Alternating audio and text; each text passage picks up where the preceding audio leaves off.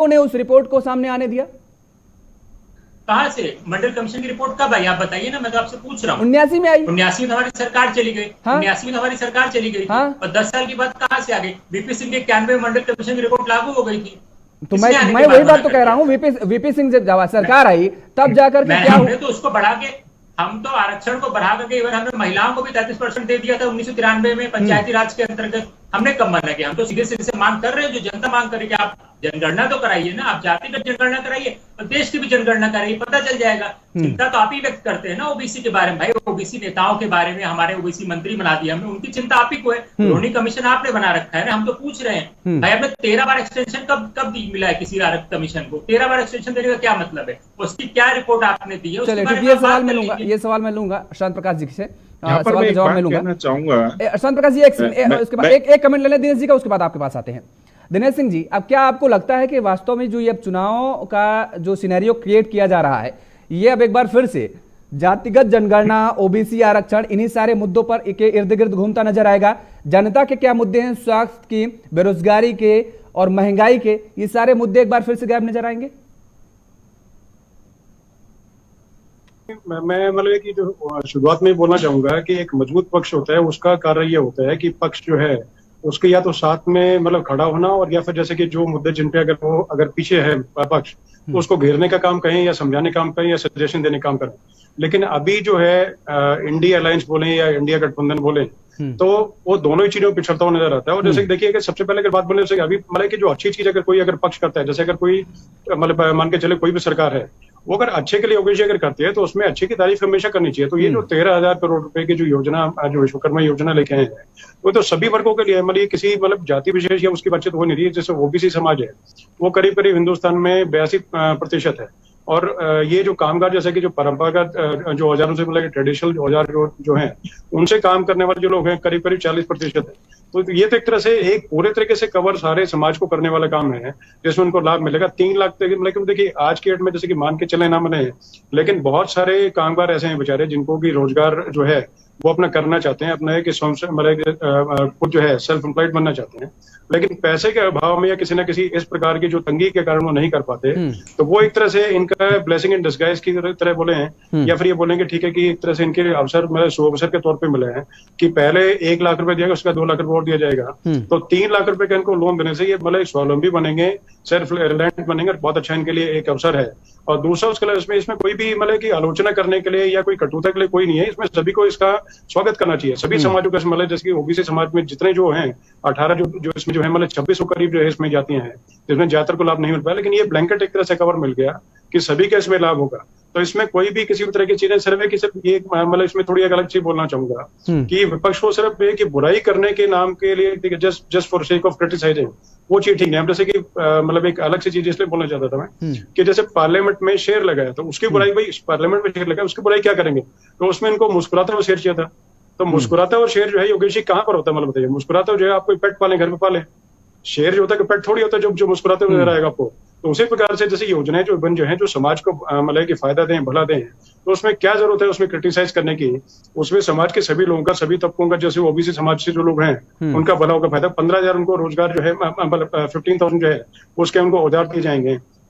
और इसके अलावा जैसे कि जो है ट्रेनिंग इनको दी जाएगी कि जिसमें कि ठीक है जैसे उसमें लगे जैसे कोई कोर्मी है उस समाज से कोई आते हैं, या जैसे मान के चलेंगे जैसे कि कोई अगर बढ़ई हैं तो उनको अपने मतलब जैसे उनको पता नहीं कि ठीक है भाई किस तरह के मॉडर्न जो इक्विपमेंट है उनको यूज करके, या किस तरीके से मॉडर्न जो डिजाइन है उनके बारे में उनको जानकारी नहीं है, वो जैसे एक अपने कस्बे में या गाँव में या जिले तक मतलब सीमित है। तो उस प्रकार से मतलब कि अच्छे के लिए तो अच्छे के लिए स्वागत करें, दूसरे से आगे जैसे दो। ठीक है, ये सारी बातें ठीक है दिनेश जी, जो आप कह रहे हैं कि अगर किसी को लाभ मिल रहा है, कोई योजना आ रही है तो उसकी सराहना की जानी चाहिए, ठीक है, मैं आपकी बात से सहमत हूं। लेकिन सवाल यहां पर यह उठ रहा है कि वीपी मंडल के नाम से आया आयोग जो है, और उस मंडल आयोग कहलाया, और उसके बाद इस पर पूरी सियासत जो शुरू हुई उसको मंडल राजनीति कहा गया। और भारतीय जनता पार्टी के फायर ब्रांड नेता लाल कृष्ण आडवाणी ने रथ यात्रा निकालकर इस मंडल राजनीति का तोड़ निकाला और मंडल वर्सेस कमंडल कर दिया। भारतीय जनता पार्टी के नेता फायर ब्रांड नेता रहे हैं, उसको तोड़ निकालते हुए उन्होंने इतना बड़ा परिवर्तन किया। लेकिन आज के दौर में मंडल वर्सेस कमंडल खत्म होता नजर नहीं आ रहा। क्या आपको यह नहीं लगता है अब जिस तरीके से वोट बैंक की जो राजनीति है, आप किसी एक पक्ष को या विपक्ष को या सत्ता पक्ष को नहीं कह सकते? क्या ऐसा सिनेरियो नजर नहीं आ रहा है? योगेश जी, देखिए आपने बिल्कुल बहुत अच्छा सवाल इसमें किया।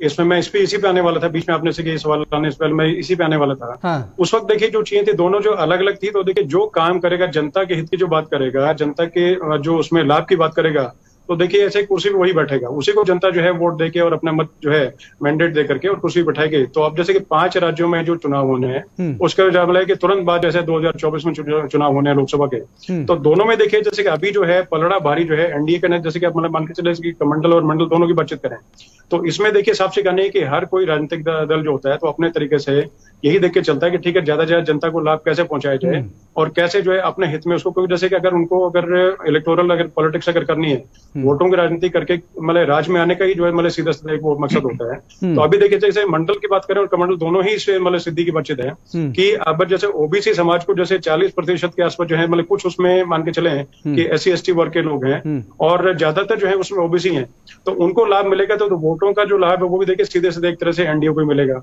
उसके बाद जैसे आते हैं कि जैसे कि कमंडल की बातचीत करते हैं, तो जैसे कि राम मंदिर का जो है इन्होंने मैनिफेस्टो में अपना घोषणा की थी और राम मंदिर की घोषणा करने का जैसे जो इन्होंने मतलब कि जो बताया था, रोड में बताया था, उसके हिसाब से काम किया, तो उस हिसाब से पूरा किया। तो मान के चले कि हिंदू जैसे कि 2019 के अंदर भी सनातनी और हिंदू जो वोट्स हैं वो 2019 में योगेश जी 47 से लेकर 70% जो है वो भाजपा और एनडीए को मिले थे।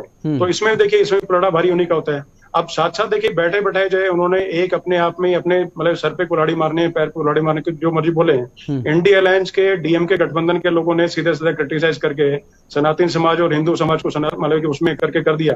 तो उससे क्या है कि इनको यहाँ तक करना पड़ा कि जो मध्य प्रदेश के अंदर रैली इनकी होनी थी, उसके लिए कमलनाथ जी को जब लगा कि हाँ ठीक है मेरा नुकसान इसमें होगा बहुत ज्यादा, तो उन्होंने रैली को कैंसिल कर दिया। तो इससे से कि इनको सोचना समझना पड़ेगा कि जनता जागरूक है जी और अपने तरीके से नहीं सुनना चाहती अपने बारे में, कोई भी समाज अपने बारे में धर्म कोई नहीं सुनना चाहता। तो दोनों चीजों में कैसे करें, क्या करेंगे, लेकिन हाँ इस वक्त जो है पलड़ा भारी एनडीए का है, ये अपने पक्ष में कैसे कर पाएंगे इनको सोचना पड़ेगा, देखना पड़ेगा। चलिए ठीक है। आपके पास आएंगे शांत प्रकाश जी। रोहिणी आयोग का जिक्र किया अभी कार्तिकेय जी ने, जाहिर तौर पर है 13 राज्यों में ओबीसी वर्ग का अगर हम वोट बैंक का जिक्र करें तो एक बड़ा वोट बैंक है, 40% लगभग। और ऐसे में रोहिणी आयोग का जो कार्तिकेय जी ने जिक्र किया, 2 अक्टूबर 2017 को रोहिणी आयोग बना और उसमें 3 सवाल रखे गए। सवाल ये थे कि ये पता किया जाए कि ओबीसी के अंदर कितनी जातियां और समुदायों को आरक्षण का फायदा मिल रहा है।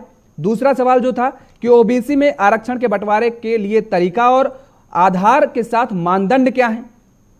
और जो तीसरा सवाल था वो ये कि ओबीसी को अलग अलग उपवर्गों में बांटने के लिए उनकी पहचान कैसे की जाए।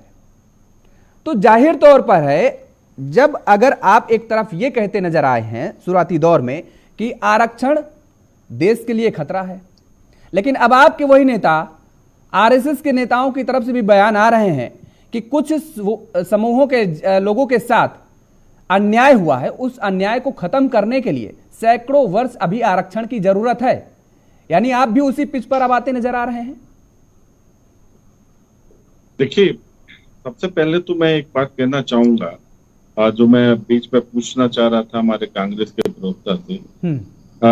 अब हम सभी लोग पैनल में हैं, भारत के अलावा जातीय आधार पर जनगणना किस देश में होती है, आप लोग अपने पक्ष जब समय आए तो मुझे बताना। तो मुझे नहीं जानकारी कि भारत के अलावा किसी भी देश में जो है जातीय आधार पर जनगणना होती है। जाहिर सी बात है कि अगर यहाँ पर जातीय आधार पर जो जनगणनाओं का दौर जब तक चलेगा तो कहीं ना कहीं सामाजिक जो ऊपर नीचे और एक दूसरे को छोटा और बड़ा दिखाने का जो ये फलसफा है ये चलता रहने वाला है।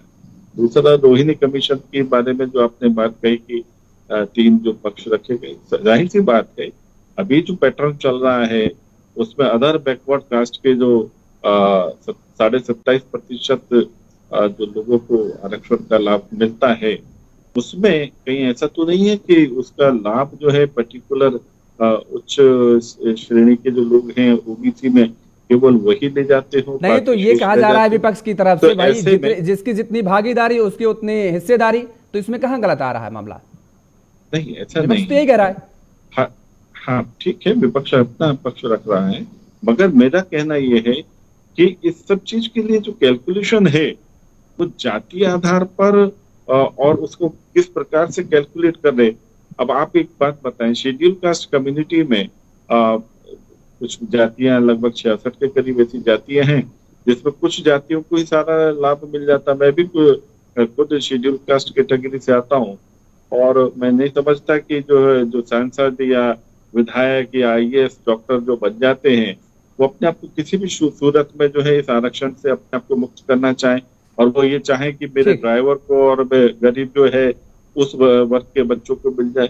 वो हमेशा पीड़ित शोषित करके रहना चाहते हैं ताकि उनकी आगे की जो है आबादी जो है उसको इसका लाभ मिले। कहीं ना कहीं तो इसके ऊपर एक विचार करके और इसका एक पैरामीटर बनाना पड़ेगा। और मैं समझता हूँ कि जिस तरीके से आज विश्वकर्मा योजना जो आज घोषित की गई है इसमें जाति ने कर्म को इन्होंने जो है ना प्राथमिकता दी है। इस प्रकार की योजनाओं से ही ये जो सामाजिक जो विद्वेष है जातीय आधार पर वो दुरुस्त हो पाएगा। ठीक है कार्तिकेय जी। योगेश जी, सबसे पहले तो भाजपा के प्रवक्ता ने जिन्होंने बोला वरिष्ठ ने मेरे से कि किन देशों में अलग तरीके की जाति जनगणना होती है, तो जनगणना और क्या कहते हैं आपकी इसकी आरक्षण की व्यवस्था तो भारत में ही है, तो भारत ही उसके आधार पर बात करेगा ना। उदाहरण के तौर पर जो भाजपा के प्रवक्ता हैं ये कैसे तय कर सकते हैं कि इनके घर में कितनों को भूख लगी है, उसे पूछना पड़ेगा, पता करना पड़ेगा कितनों को भूख लगी, उसी हिसाब से आप खाना उपलब्ध कराएंगे। ठीक उसी तरीके से कौन से लोग हैं जिनको ओबीसी के अंदर आरक्षण मिलना चाहिए, कौन से ऐसे लोग हैं जिनको दलित वर्ग के अंदर आरक्षण मिलना चाहिए, सामाजिक रूप से अभी कितना पिछड़ापन है, ये तो जनगणना के आधार पर तय हो सकता है। सिर्फ और सब उसी की मांग करी जाएगी। और बार बार मैंने शुरुआत में कहा, बार बार स्कीम लेकर भी राजनीतिक विश्लेषक ने भी बोला, मैंने कुछ शुरुआत में योगेश जी आपके प्रश्न के बाद बोला था कि stand up India, startup India, PM Kaushal Vikas Yojana, Mudra योजना, तमाम ऐसी योजनाएं आई थी जिसके अंदर बात की गई 50,000 से 50 लाख तक का लोन दे रहे हैं। उन योजनाओं के अंतर्गत कितने लोगों को रोजगार मिला, सरकार क्यों नहीं बोलती है? वो मेक इन इंडिया का शेयर कहाँ चला गया? चाहे आप शांत प्रकाश जी और कार्तिकेय जी को स्क्रिप्ट लीजिए। कोरोना काल में पता लगा था कि ठेले वालों को 10,000 रुपए रेडी पटरी वालों को दिया जाएगा, उससे कितना लाभ हो, उस पर आप बात क्यों नहीं करते? आप स्कीम पे स्कीम लाकर क्यों सवाल उठाते हैं? रही बात जो भी राजनीतिक विश्लेषक ने बोला कि जब आप विकास की बात करेंगे, क्या महिला आरक्षण की मांग करना, CWC की 14 सूत्री बातें आई है उसमें महिला आरक्षण की बात करना क्या गलत है? क्या चीफ इलेक्शन कमीशन का जब चुनाव हो उसमें से जो आपका चीफ जस्टिस ऑफ इंडिया है उसको हटा देना, क्या ये सही है?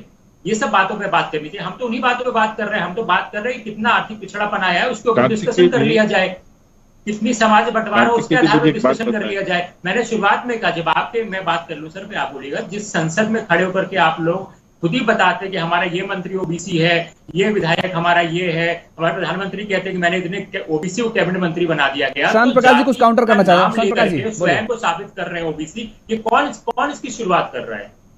मोहन भागवत 2017-18 में कुछ और बोलते हैं, अभी महीने भर पहले उन्होंने बोला है कि नहीं, ये जब तक समाज में इस तरीके का बंटवारा रहे, सामाजिक पिछड़ापन रहे, तब तक आरक्षण होना चाहिए। तो आरक्षण का आधार क्या है? आप पता कैसे करोगे 100 लोग में से कौन ओबीसी है, कौन SC ST है, कौन जनरल है? इस पे तो आप सिर्फ और सिर्फ आरक्षण उसका एक तरीका है ना। कमेटी कमीशन बना के थोड़ी ना होगा। कमेटी कमीशन तो आपने किसानों के MSP पे बना रखी है, 2023 आ गया है, आप बताइए उसका क्या हुआ? शांत प्रकाश जी देखिए 1935 में जिस वक्त में शेड्यूल कास्ट जो लिस्ट बनी थी उस वक्त 429 जातियां शेड्यूल कास्ट कैटेगरी में रखी गई।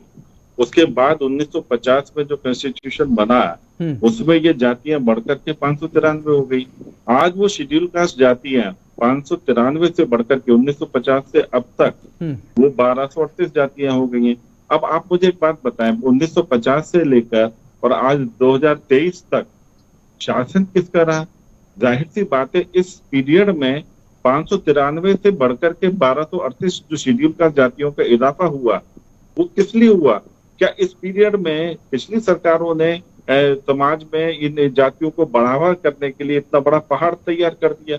जाहिर सी बात है कि वोट बैंक की खातिर 593 से जो है वो शेड्यूल कास्ट जातियां आज 1238 हो चुकी हैं। और रही बात अभी जैसे पूछ रहे थे कौन, क्या अखिलेश यादव जी का परिवार वो अदर बैकवर्ड कास्ट से आता है तो क्या उनको आरक्षण मिलना चाहिए? नहीं, ये बात खुल करके फिर सामने आए ना जाटव जी, ये बात खुल करके सामने आए, लेकिन इस बात को लेकर के आप खुलकर सामने भी तो नहीं आ रहे हैं। आप भी वही उसी बात का उन्होंने जिक्र किया कि रोहिणी आयोग का आपने क्यों गठन किया? इस बात को जानने के लिए तो आपने गठन किया। 2600 से ज्यादा जो जातियां उसमें लगभग शामिल हैं ओबीसी समुदाय में, तो इसी बात को आप जानने के लिए तो कोशिश कर रहे हैं कि आखिर कौन सा वर्ग कितना ज्यादा हिस्सेदारी रखता है और इस हिसाब से आप अगला कदम उठा सके, अगला निर्णय ले सके। सारी राजनीति तो यहाँ पर वोट बैंक की हो रही है। बिल्कुल। अभी जो रोहिणी जो कमीशन है उसमें इसीलिए कैलकुलेट किया गया कि अभी जो हमारा जो ओबीसी का जो क्राइटेरिया बना हुआ है उसमें एक्चुअल में उसका नीडी है कौन। जब तक हम उस पर नहीं पहुंचेंगे, जब तक ये इस प्रकार से हम चर्चाएं नहीं करेंगे, और चर्चा से नहीं, देखिए आज ओबीसी का वो जो कैटेगरी अगर हम बनाते हैं उसके बाद में तमाम ऐसे लोग हैं जो अपने आप को और उसमें जोड़ना चाहेंगे, अपवाद पैदा होगा, कुछ लोग तरीके से, कुछ गलत तरीके से उसका लाभ देंगे। तो जाहिर सी बात है सरकार की जो योजनाएं, जिस तरीके से ये योजना आज हमारी आ रही है और तमाम योजनाएं अभी पीछे आई हैं, उसमें सब जरूरतमंदों को लाभ मिल रहा है और ऐसे में धीरे धीरे ये सब व्यवस्थाएं ठीक हो पाएंगी। योगेश जी, भाजपा के प्रवक्ता ने दलितों पे और पिछड़े लोगों पे खुद ही प्रश्न खड़ा कर दिया जब ये पूछ रहे कि ये जातियां बढ़ कैसे गई। भाजपा के प्रवक्ता को पता होना चाहिए कि राज्य सरकारें अपने अनुरूप आरक्षण की सिफारिश करती है, किस आधार पे पिछड़ापन रहा है उनका सामाजिक रूप से, ठीक उसी तरीके से केंद्रीय सरकार भी अपनी अनुशंसा पे करती है। तो इस तरीके से कहना कितनी जातियां बढ़ गई सिर्फ रिजर्वेशन के लिए, ये प्रश्न खड़ा करता है कि अब SC ST समाज और ओबीसी समाज में प्रश्न खड़ा कर रहे हैं। फिर आपने कहा रिजर्वेशन की बात है, तो क्या प्रधानमंत्री जो स्वयं को ओबीसी बताते हैं, क्या उनके घर परिवार के लोगों ने रिजर्वेशन छोड़ दिया? पहला प्रश्न। दूसरा प्रश्न, क्या द्रौपदी मुर्मू, जिनको आप बार बार आकर के बोलते हैं कि दलित राष्ट्रपति हमने पहली महिला बनाई, दलित राष्ट्रपति बनाई, क्या उनके और उनके परिवार के लोग आरक्षण का लाभ लेने से मना करने वाले? इसका बोलना चाहिए। किसी एक नेता पे प्रश्न खड़े करने से पहले आपको इस सोचना चाहिए कि आप समाज में नहीं वो मैंने कहा वो मैंने पूछ लिया, वो मैंने वही सवाल मैंने उनसे पूछा था कि आप खुल करके क्यों नहीं स्टैंड ले रहे हैं, सामने क्यों नहीं आ रहे हैं। जाहिर तौर पर कोई भी राजनेता ऐसा बोलने को तैयार नहीं, किसी भी दल का, सब वोट बैंक की राजनीतिक रोटियां सेकने में लगे हुए। फिलहाल आप सभी मेहमानों का हमारे साथ जुड़ने के लिए बहुत बहुत धन्यवाद। समय के अभाव चलते चर्चा को वहीं पर हमें विराम देना पड़ा है। तो लगातार जिस तरीके से अब 2024 की रणनीति में सभी राजनीतिक दल लगे हुए हैं और सभी राजनीतिक दल अपने अपने अकॉर्डिंग वोट बैंक की राजनीतिक रोटियां सेक रहे हैं और वोट बैंक को अपने पाले में लाने की कोशिश कर रहे हैं। इसे बेच ओबीसी, जो कि एक बड़ा वर्ग है, वोट बैंक बड़ा मायने रखता है चुनावों में, और इसी वोट बैंक को साध रही हैं अब एनडीए और इंडिया नाम का गठबंधन। लेकिन देखने वाली बात यह होगी कि आखिर इसका झुकाव किसकी तरफ जाता है। यहां पर